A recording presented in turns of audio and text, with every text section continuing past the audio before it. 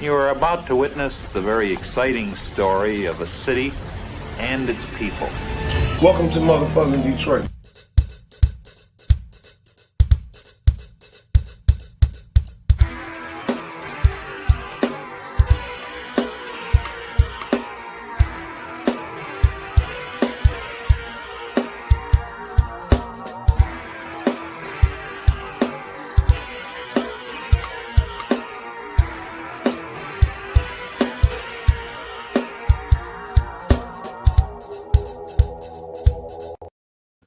What up, though? What up, though? Welcome to another episode of the No Name Podcast. If you haven't, please go to IOW Sports Network on our YouTube page and hit the like button and subscribe.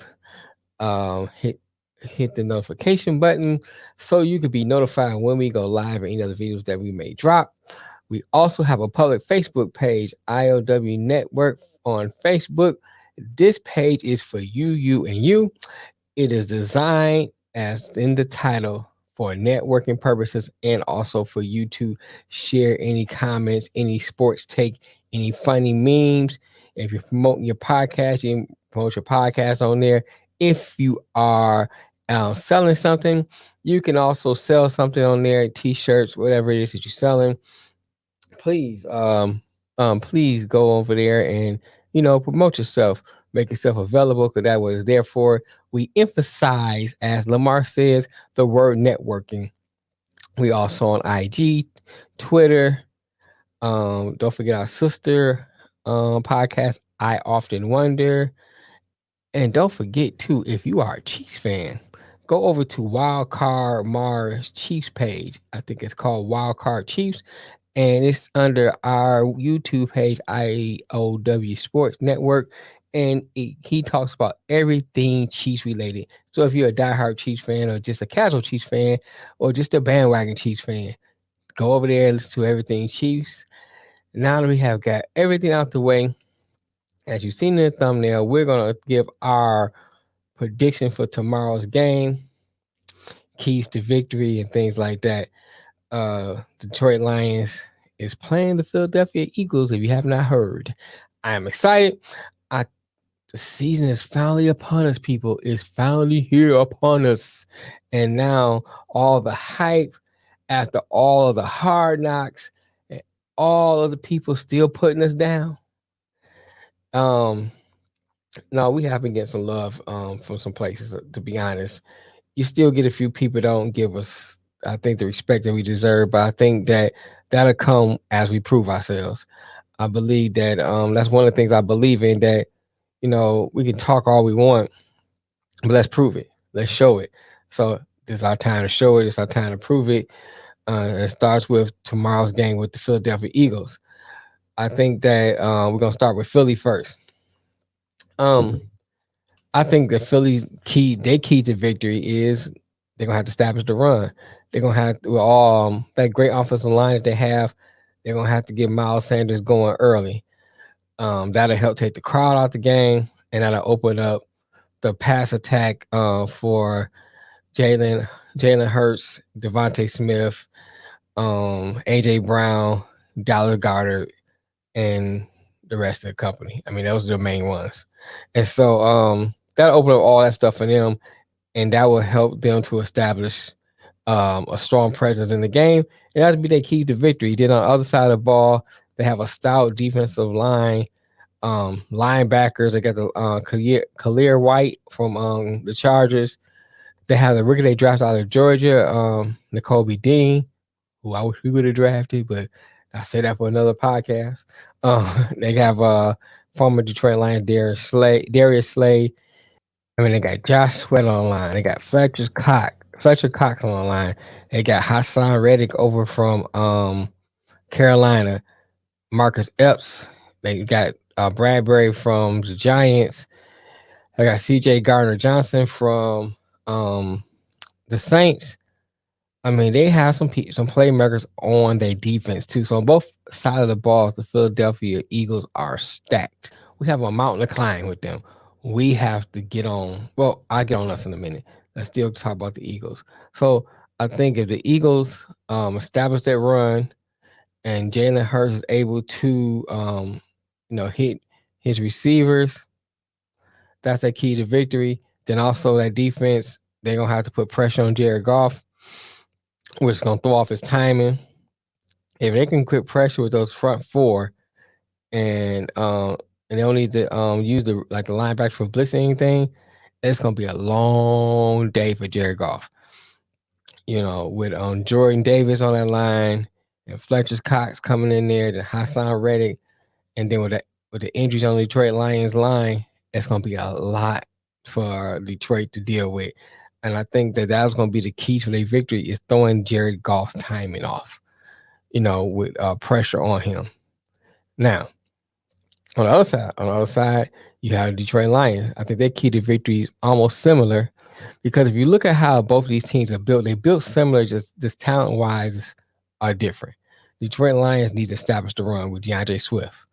I think that if you get Swift running and hitting those holes early, and same with Jamal Williams, that will open up the play action, which is Jared Goff's strength. So I believe, if you can do that, then I believe that those are the keys to victory for Detroit Lions offensive wise. On the defensive side of the ball, Hutch and Harris and McNeil, they will have to get after Jalen Hurts while the linebackers contain. If they stop the run and force Jared Hurts to become one-dimensional with the pass, I'm comfortable with that. I think that right there by itself will be the key to the Lions win this game. Jalen Hurts has not proven that he is a prolific passer. He's not proven that he is a passer that he can beat you with his arm. He hasn't proven that he can beat you with his arm. So if they can stop the run, stop Miles Sanders, and disrupt that backfield and keep him contained from running and force him to throw the ball, the Lions have a good chance of winning. Let's talk about some of the weaknesses. On the Eagles side of the ball, one of the biggest weaknesses is Jalen Hurts. I mean, I said it before in another video, he has a tendency to rush his reads. He has a tendency not to be a great passer. He leaves the pocket prematurely, which causes him to miss some big plays downfield. So if you can disrupt him, get him off kilter, get him to leave the pocket prematurely but contain him, or also force him to throw the ball, that's one of their weaknesses. Also, the Philadelphia Eagles are they're prone to the play action. Jared Goff is good with the play action. So if you can get the running game established, they play action is all day. You can score in bunches on Philadelphia. Philadelphia also prone for giving up the underneath, because they got a strong secondary, so the underneath pass is always going to be there. So if the Lions can hit a lot of slant routes, a lot of underneath routes, and get yaks after that, that'll march them down that field and just be efficient in the red zone. Key to victory. The Lions' weaknesses are, I don't believe in the secondary is strong enough. So there's a lot of unanswered questions in the Lions secondary. A lot of rookies starting in the secondary, a lot of young talent in the secondary. So we don't know what Jeff Okudah is going to look like. He only played in 11 games in 3 years. So what's he going to look like covering Devontae Smith, or he's going to cover A.J. Brown, whichever one they put him on? What is it going to look like covering them? What is Amani going to look like? What kind of defense are they going to run? So that's kind of the weaknesses on defense. On offense, got a lot of injury on the line. We don't know if Ragnow is going to play.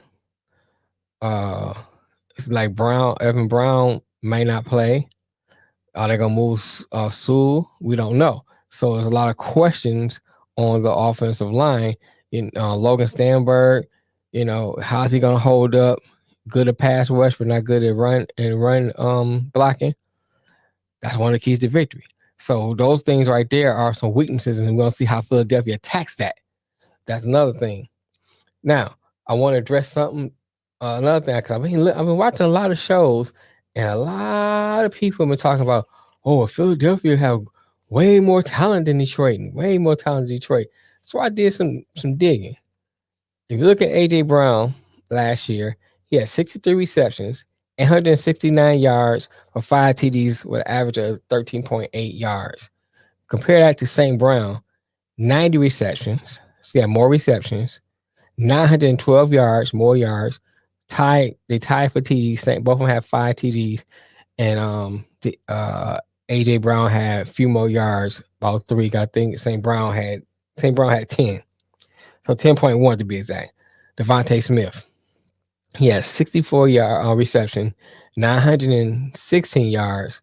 He also had 5 TDs with an average of 14.3. Compare that to DJ Chark, who they didn't throw to a lot last year either in Jacksonville, but he had 7 receptions for 154 yards for 2 TDs. Dallas Goedert compared to TJ Hockenson, 56 receptions for Dallas Goedert, 830 yards, 4 TDs, and 14.8 is his average yards. TJ had 61 reception, 583, same amount of TDs, but only 9.6 in his average. But he didn't play all season either. He was injured. So you got to add that into it. Miles Sanders, he had 137 attempts, so rushing attempts, 754 yards, 0 TDs. He averaged 5.5 per carry. His reception, he had 26 receptions, 158 yards, still 0 TDs, 6.1 per yards per carry. So let's look at DeAndre Swift. He had 151 yards. He had 151 carries for 617 yards. So Miles Sanders edged him out a little bit in the yards, but not by much. But Swift had 4 TDs and Miles Sanders had none. Look at the reception. Swift has 62 receptions compared to Miles 26 for 452 yards and 2 TDs. So if you look at the overall between Swift and Miles Sanders, Swift had, I know Sanders got hurt too a little last year too, but so did Swift. So Swift was out too. So even with that, he had more TDs, more receptions, in total yards, he had more.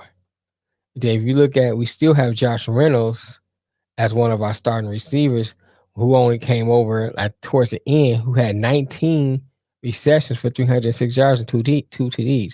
So if you look at those statistics compared to what the Eagles have, their talent is not that much elite than ours. Now, I will say this. I think the Eagles overall is a better talented team. But when you start putting them up statistically by each other, the Lions does have some talent on this team. And so, and I brought that up because I'm listening to these people out here on these different podcasts and ESPNs and all your little sports commentators, and they got, well, the Eagles just have way more talent and the Lions don't have enough talent. Well, we got enough talent. It's just that overall, Eagles is a better team and the Lions are still improving. But having said all that, so we're not going to be on here long. Having said all that, I gave you the keys to victory. I gave you the weaknesses. Now, I think the score is going to be a lot closer. It's not going to be 44-6 like it was last year, because I think the Lions are going to fight. But I just still think they have too many deficiencies on defense. And with that offensive line the way it is and have a lot of questions in it, I think it'll be Lions 20, Eagles 35. The Lions will score because of the talent they do have. If they can establish the run, they will. I think they'll win if they can establish the run. But I still don't think they have enough yet right now to beat this Philadelphia team. But if you disagree with me, jump in the comments. Let me know what you think. Like, share, and subscribe. And just get in the comments and just tell me what you think the score will be. You think it'd be closer? If the Lions will win? No, whatever you think, just jump in the comments, and I like having having a good conversation going back and forth. We can chop it up about it. So after the game, I'll probably jump back on and do a post-game podcast and talk about what I saw. Was I right? Was I wrong? If it comes back, the Lions have a victory, I jump back on elated. They come back, they have a loss, but they fought well. I won't be upset. But if it come back, it's a 44-6 again. We got some problems we need to talk about. But anyway, until next time, peace.